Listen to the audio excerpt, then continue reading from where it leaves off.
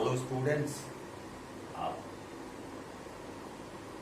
I've started making some videos for benefit of the students who are not able to access a proper coaching institute or have doubts, because in coaching institute we have a set pattern, there are set courses, there are set course, सब एक fix होता है. तो मैंने start किया था नवंबर में. If you remember, my channel name is physics simplified. It's Physics Simplified on YouTube. You can go and watch my previous videos there. I have uploaded 3 videos before this on the same topic. I started with fluid, and I already covered the portion. You can broadly divide in 2 parts: fluid statics and fluid dynamics. Behavior of static fluid, and when fluid is in motion, whether in bodily motion or in flowing through a pipe or in an orifice. So, I have already discussed Archimedes principle, Pascal's law, hydrostatic pressure, and associated problems. You can go to my channel Physics Simplified and watch those videos. I have also gone through basics and solved some problem also, but the main point is basics. In those videos, a portion of dynamics was also covered, that of accelerated fluid motion. I will now dwell in this video conservation of momentum, because as in solid and in liquid, and the flow in pipes, and part of accelerated fluid motion. So I will start with remaining portion of accelerated fluid motion bodily. When there is a bodily motion, the whole fluid as a body is moving. So I'm coming. So I'll start with the portion which I have started. We have already discussed in a bodily motion, that in a container, both if a fluid is subjected to translational motion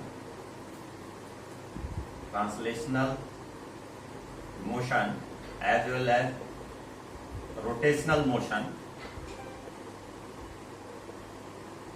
then the surface of the liquid, that of course it is a, you say, maybe accelerated motion, then the fluid, free surface of the fluid will have a different shape, and it depends on the direction of motion in which it is accelerated. If it is moving with a uniform motion, the question is, somebody asks you, it is moving with a uniform motion for translation, will there be any change in the shape of the free surface?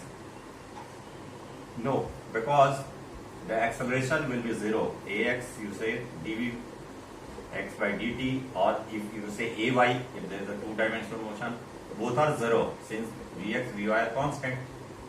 So when acceleration comes, there is no inertial force. And if you remember the slope of the pressure diagram, the surface pressure diagram, and the slope of the free surface was tan theta equal to ax by g. Ax, you can say ay by g. This is for oblique. If it is in vertical motion, then that is something different. I am not saying ax. So I am just saying ax, because in ay there is a only increase. It will manifest in different way. So this is 0. So and if there is only ay, then what will happen? Suppose this will first dwell. Suppose we are taking a tank filled with fluid in a lift, and it is accelerating upwards. Okay. So as in case of solid, it is accelerating upwards with an acceleration ay, say.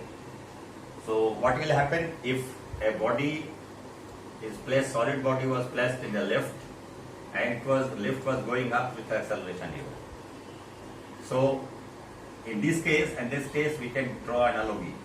The free body diagram, weight is acting, the normal reaction is this, and difference of this is going up. So as you know, we'll draw an analogy between considering when the fluid is in vertical motion. It is an accelerated motion in a y direction. Consider that a tank is placed in a lift, and we make an analogy with a solid body placed in a lift. Both are going, suppose both are going with an acceleration ay. So what will happen? So we'll write we take this is positive y-axis and this is negative. So this is, of course, there is inertial force. The another analogy is we have to apply a pseudo force. So you could see it that way also, because this is an accelerated frame of reference. In accelerated frame of reference, Newton's second law of motion do not hold good. So for that we have to apply, so if acceleration is upwards, so we have to apply a pseudo force of MAY downwards. So now we can see, if you draw free body diagram, now this is in equilibrium. So summation Fy equal to 0 because I have applied a pseudo force. So now you can say I am taking it n minus mg minus may equal to 0. So n equal to m into g plus ay. So the basic thing is this will increase, the tension in the rope will increase and apparent reaction will be more at the floor of the lift. Same thing will happen here. This is going upward, so we'll apply inertial force, that is may, and then draw a free body diagram of a fluid element. Now we can apply it to whole thing. So what will happen, that if it is going upwards, so what will happen? It will manifest in how much? So pressure is, now I am writing summation Fy equal to 0 again. So now here comes pressure in play, and that is cross sectional area delta S. So now I am writing again. So what will happen? This P1 into delta S minus P2 into delta S equal to m into g plus ay. Same thing will happen. We'll get this volume, we'll get it replaced with the volume area if you multiply, because the force is there, so pressure will come, and mass we have to convert in area, so mass will happen, so mass you have to substitute. So this is the pressure difference P1 minus P2 equal to g plus ay. So this relationship is, now we'll put, for m we'll put rho into delta V into g plus ay, and for delta V we'll put delta S into height, or we say z, this is the height. So cancel out, and pressure P1 minus P2 equal to rho z into g plus ay. So if the fluid would have been static, suppose there is no ay, then the Pascal's law holds good. P1 minus P2 equal to rho gz. I am taking two elements, two sections. This is section 1, this is section 2. The pressure here is more, of course, because the height is more, and this is z height difference. And once it is accelerated upwards, so this pressure difference increases. So it will manifest in increasing the level of the overall, the difference P1 minus P2. So if you say there is a difference in pressure, same in various elements, if you take these two elements, then this will be magnified by the rho z into ay, because this was a static and this is dynamic component which is added. So now the pressure difference will be more between 2 points. Initially if there is rho ay, this will P1 minus P2 equal to rho gz, and once we put it in a lift, then the pressure difference will be 2 points in increase. It will not be the same.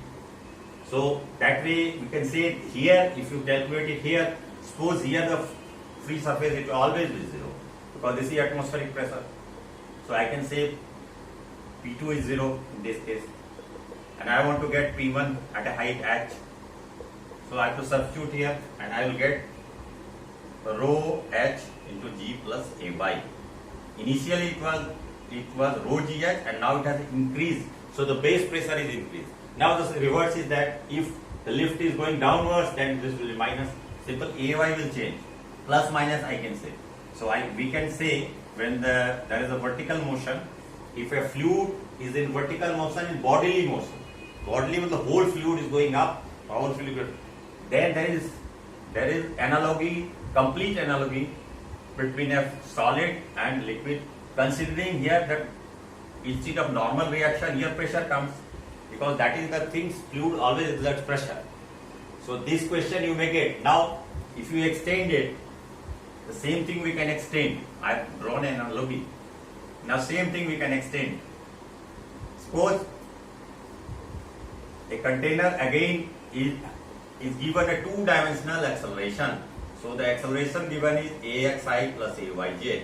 You all know unit vector a and j. So now there are two portion of components. So this is the I am extending. I was started with ax, then I have completed with ay, and now is a combination of ax. So what will happen? You have to superimpose. You can use it independently.